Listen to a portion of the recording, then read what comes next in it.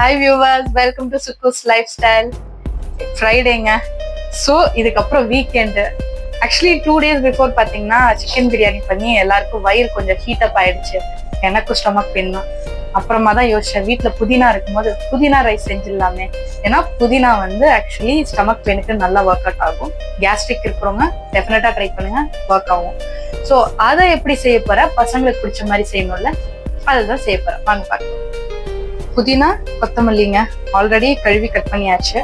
Next தக்காளி, பூண்டு, இஞ்சி, பச்சை மிளகா, காரத்துக்கு பச்சை மிளகா, கருவேப்பிலை, சின்ன வெங்காயம் தான் நான் எப்பயுமே யூஸ் பண்ணுவேன். ஸோ சின்ன வெங்காயம் கட் பண்ணியாச்சு. 4-5 முந்திரி. அரைக்க போறதெல்லாம் அரைக்கலாங்க, அது என்னன்றது உங்களுக்கு ஒன் பை ஒன்னா உங்களுக்கு காட்டுறேன். புதினா கொத்தமல்லி எல்லாம் மிக்சி ஜார்ல ஆட் பண்ணிக்கிறேன். அடுத்து ஒண்ணுமே இல்லை, நம்மளோட இஞ்சி போட்டுக்கிறோம், பூண்டு, பச்சை மிளகாய். ஏன்னா இது எல்லாமே பசங்க வாயில படும், அது படக்கூடாதுன்னா அரைச்சுதான் பண்ணணும். அப்புறம் நம்ம திக்னஸுக்காக இந்த கேஷ்யூ கொஞ்சம் ஆட் பண்ணிக்கலாம்.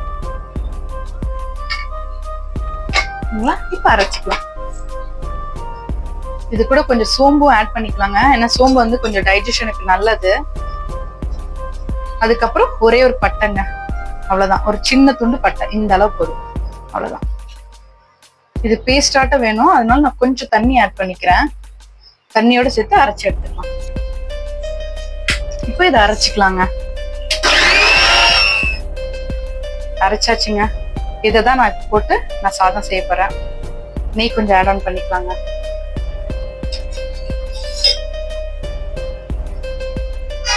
கொஞ்சம் எண்ணெயும் சேர்த்து ஆட் பண்ணிக்கலாம். ஃபுல்லாவே நெய் வேண்டாம்.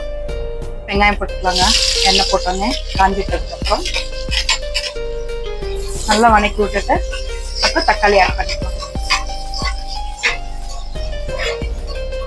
ஸோ நெக்ஸ்ட் டொமேட்டோ ஆட் பண்ணிக்கலாங்க. தக்காளி போட்டுக்கலாம்.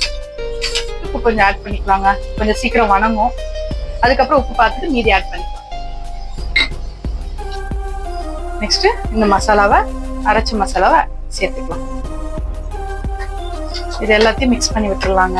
ஸோ ஒரு சொம்பு அளவு தண்ணி ஊற்றிருக்கேன். இன்னொரு 1 டம்ளர் அளவு தண்ணி எக்ஸ்ட்ரா ஊற்றுவோம். தண்ணி கொதிக்குதுங்க. ரைஸ் போட்டு குக்கரை மூடிடலாம். முடிச்சாச்சு, க்ளோஸ் பண்ணிட்டேன். இப்போ விசில் போட்டு 3 விசில் விட்டுட்டு ஆஃப் பண்ணிடலாம்.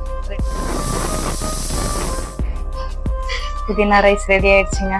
ஸோ இதுக்கப்புறம் சர்வ் பண்ணி சாப்பிடணும்.